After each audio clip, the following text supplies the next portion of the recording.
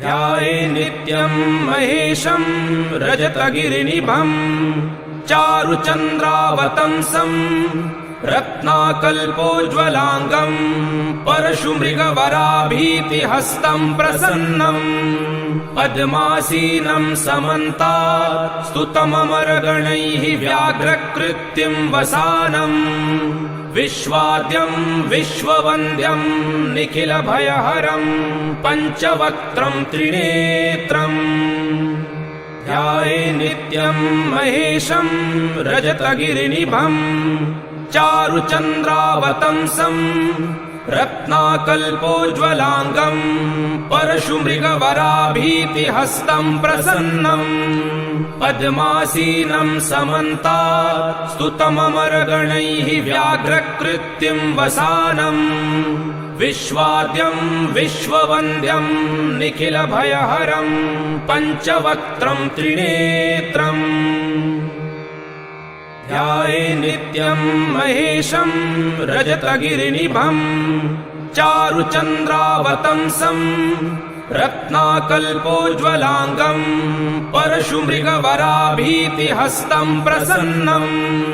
पद्मासीनं समन्तात् स्तुतममरगणैः व्याघ्रकृत्यं वसानं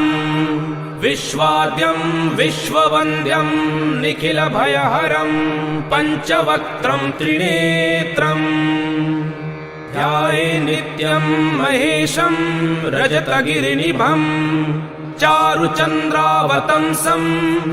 रत्नाकल्पोज्ज्वलांगं परशुमृगवराभीतिहस्तं प्रसन्नं पद्मासीनं समन्तात् स्तुतममरगणैः व्याघ्रकृत्यं वसानं विश्वाद्यं विश्ववन्द्यं निखिलभयहरं पञ्चवक्त्रं त्रिनेत्रम् ध्याये नित्यं महेशं रजतगिरिनिभं चारुचन्द्रावतंसं रत्नाकल्पोज्ज्वलांगं परशुमृगवराभीतिहस्तं प्रसन्नं पद्मासीनं समन्तात् स्तुतममरगणैः व्याघ्रकृत्यं वसानं विश्वाद्यं विश्ववन्द्यं निखिलभयहरं पञ्चवक्त्रं त्रिनेत्रम् ध्याये नित्यं महेशं रजतगिरिनिभं चारुचन्द्रावतंसं रत्नाकल्पोज्ज्वलांगं परशुमृगवराभीतिहस्तं प्रसन्नं पद्मासीनं समन्तात् स्तुतममरगणैः व्याघ्रकृत्यं वसानं विश्वाद्यं विश्ववन्द्यं निखिलभयहरं पञ्चवक्त्रं त्रिनेत्रम्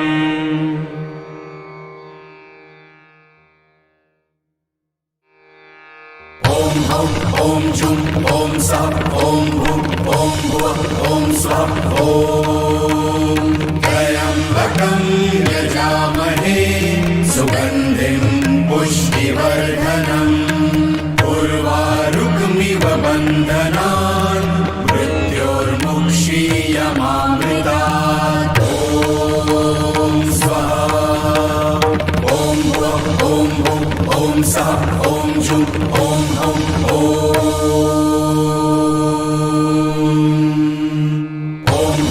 ॐ जुं ॐ सः ॐ भुं ॐ भुवः ॐ स्वः ॐ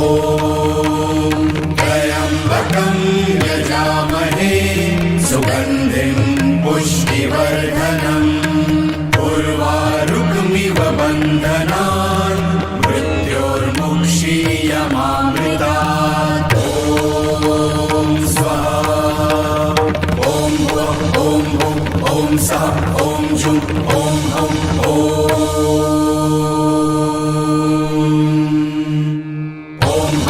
ॐ जुं ॐ सः ॐ भुं ॐ भुवः ॐ स्वः ॐ त्र्यम्बकं यजामहे सुगन्धिं पुष्टिवर्धनम् उर्वारुकमिव बन्धनान् मृत्योर्मुक्षीयमामृतात् ॐ स्वाहा ॐ भुवः ॐ सः ॐ जुं ॐ हौं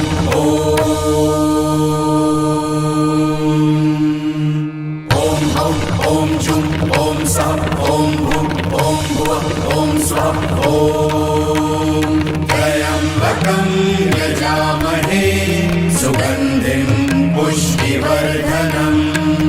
उर्वारुकमिव बन्धनान् मृत्योर्मुक्षीयमामृतात् ॐ स्वाहा ॐ भुवः ॐ भुं ॐ सः ॐ जुं ॐ हौं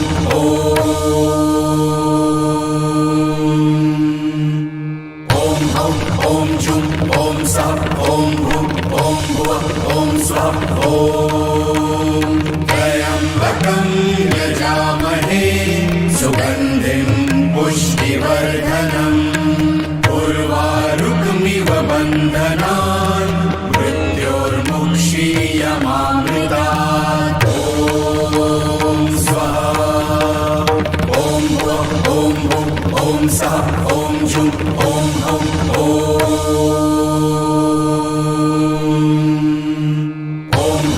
ॐ जुं ॐ सः ॐ भुं ॐ भुवः ॐ स्वः ॐ त्र्यम्बकं यजामहे सुगन्धिं पुष्टिवर्धनम् उर्वारुकमिव बन्धनान् मृत्योर्मुक्षीयमामृतात् ॐ स्वाहा ॐ भुवः ॐ भुं ॐ सः ॐ जुं ॐ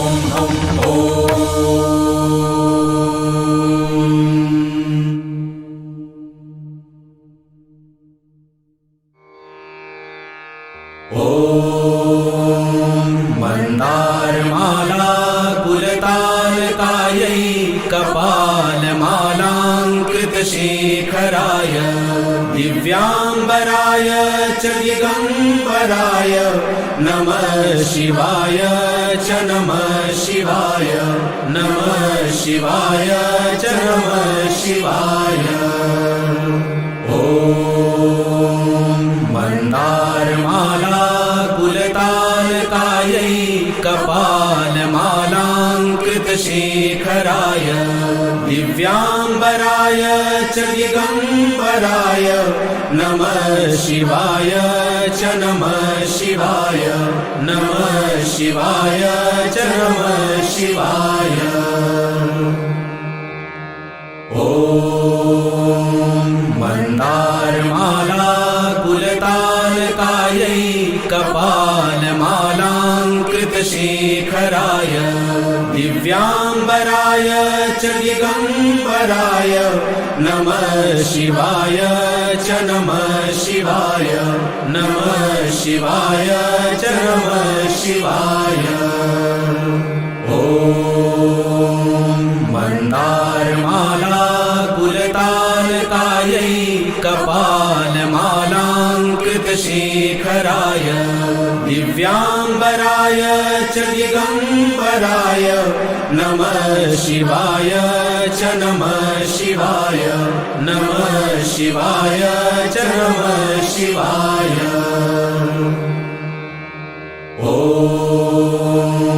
मन्दारमाला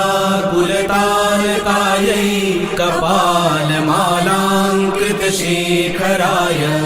दिव्याम्बराय च दिगम्बराय नमः शिवाय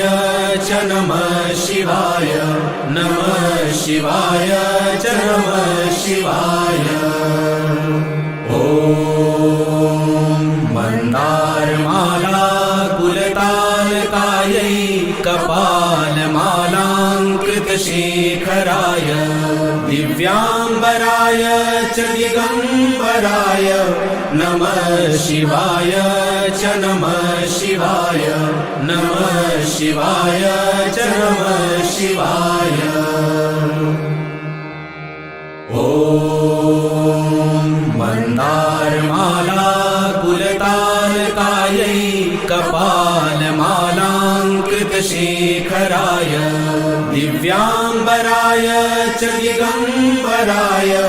नमः शिवाय च नमः शिवाय शिवाय नमः शिवाय च नमः शिवाय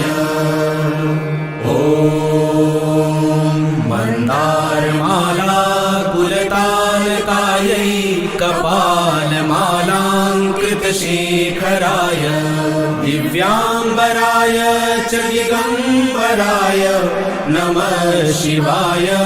च नमः शिवाय नमः शिवाय च नमः शिवाय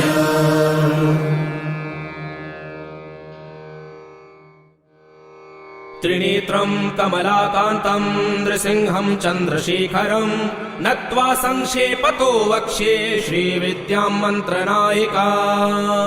इयं तु सुन्दरी विद्या देवानामपि दुर्लभा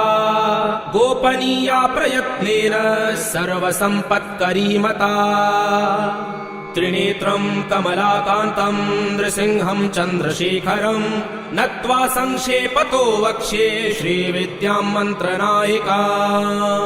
इयं तु सुन्दरी विद्या देवानामपि दुर्लभा गोपनीया प्रयत्नेन सर्वसम्पत्करी मता त्रिनेत्रं कमलाकान्तं नृसिंहं चन्द्रशेखरं नत्वा संक्षेपतो वक्ष्ये श्रीविद्यां मन्त्रनायिका इयं तु सुन्दरी विद्या देवानामपि दुर्लभा गोपनीया प्रयत्नेन सर्वसम्पत्करी मता त्रिनेत्रं कमलाकान्तं नृसिंहं चन्द्रशेखरं नत्वा संक्षेपतो वक्ष्ये श्रीविद्यां मन्त्रनायिका इयं तु सुन्दरी विद्या देवानामपि दुर्लभा गोपनीया प्रयत्नेन सर्वसम्पत्करी मता त्रिनेत्रं कमलाकान्तं नृसिंहं चन्द्रशेखरं नत्वा संक्षेपतो वक्ष्ये श्रीविद्यां मन्त्रनायिका इयं तु सुन्दरी विद्या देवानामपि दुर्लभा गोपनीया प्रयत्नेन सर्वसम्पत्करी मता त्रिनेत्रं कमलाकान्तं नृसिंहं चन्द्रशेखरं नत्वा संक्षेपतो वक्ष्ये श्रीविद्यां मन्त्रनायिका इयं तु सुन्दरी विद्या देवानामपि दुर्लभा गोपनीया प्रयत्नेन सर्वसम्पत्करी मता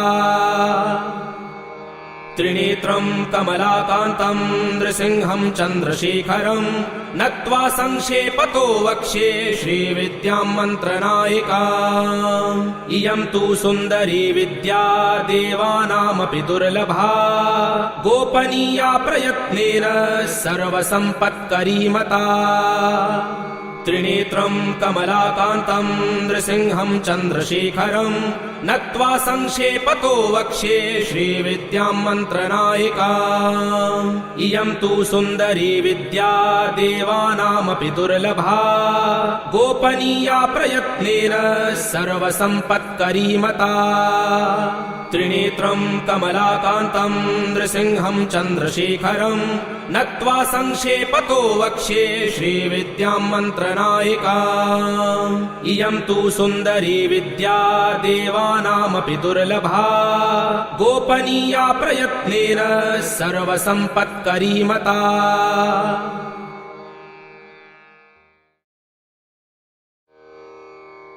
श्रीं ह्रीं क्लीं ऐं सौः ॐ ह्रीं श्रीं कैलह्रीं हसकहलह्रीं सकलह्रीं सौः ऐं क्लीं ह्रीं श्रीं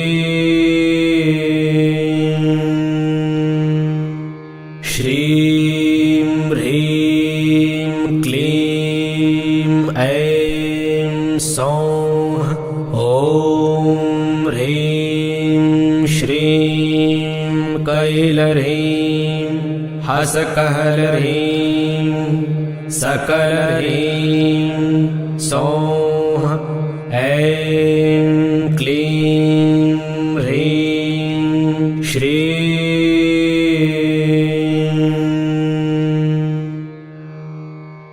श्रीं ह्रीं क्लीं ऐं सौः ॐ ह्रीं श्रीं कैलह्रीं हसकहलह्रीं सकलह्रीं सौः ऐं क्लीं ह्रीं श्रीं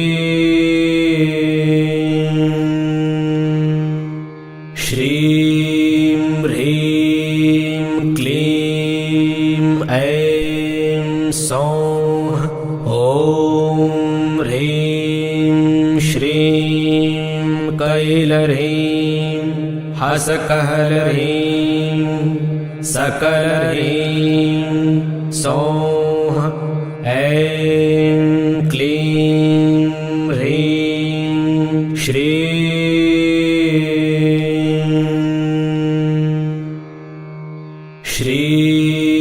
ह्रीं क्लीं ऐं सौः ॐ ह्रीं श्रीं कैलह्रीं हसकहलह्रीं सकलह्रीं सौः ऐं क्लीं ह्रीं श्रीं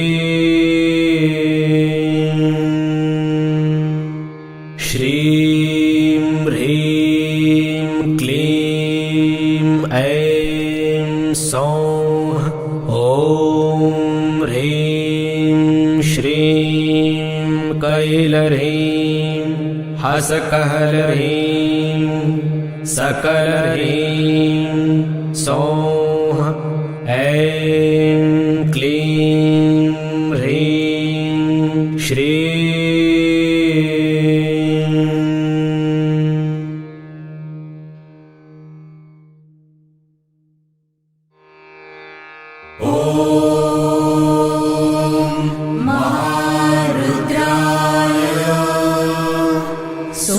सोमेश्वर ज्योतिर्लिंगाय नमः। ॐ महारुद्राय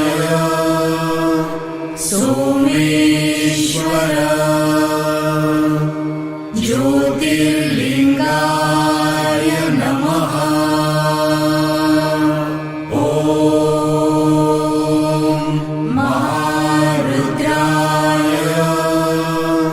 सोमेश्वर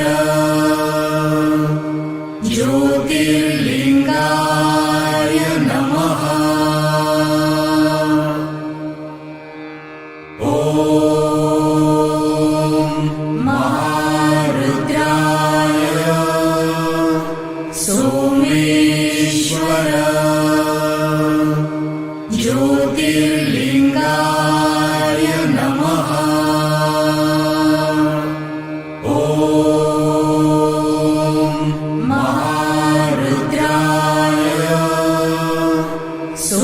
सोमेश्वर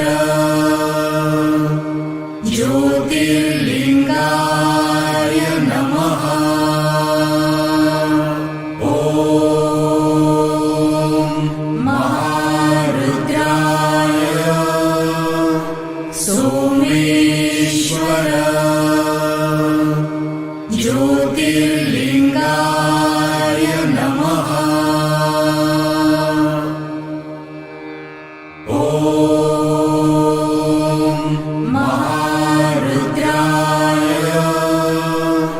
सोमेश्वर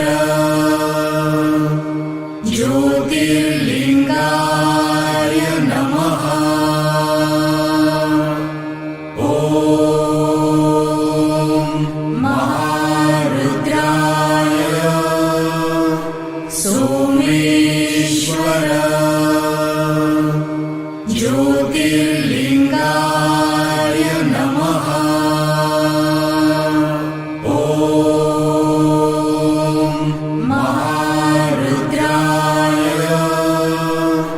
सोमेश्वर ज्योतिर्लिंगाय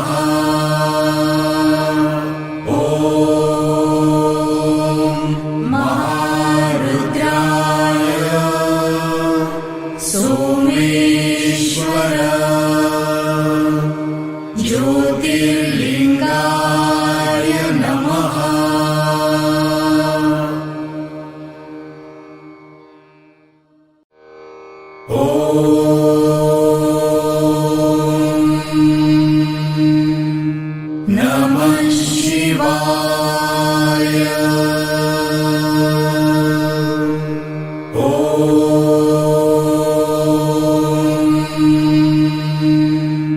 नमः शिवाय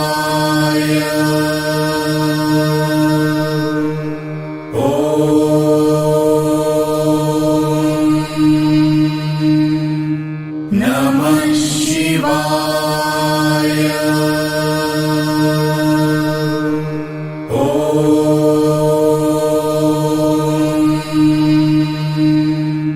नमः शिवाय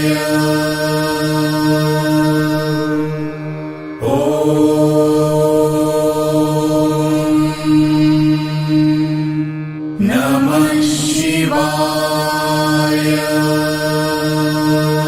नमः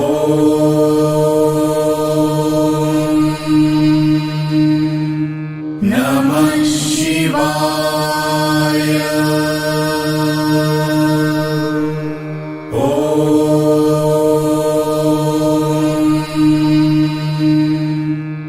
नमः शिवाय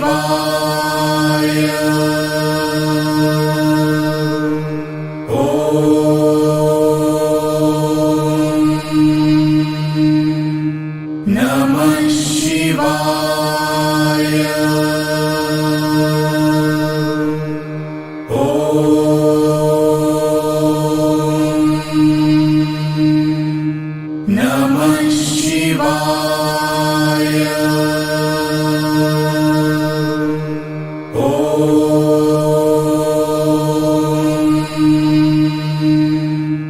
नमः शिवाय नमः शिवाय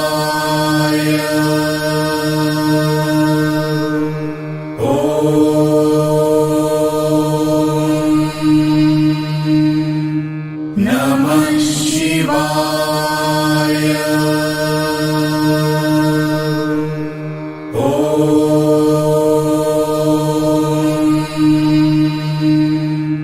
नमः शिवाय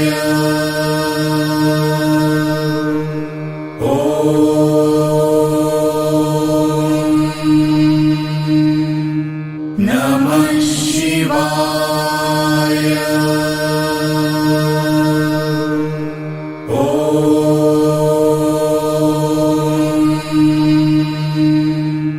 नमः शिवाय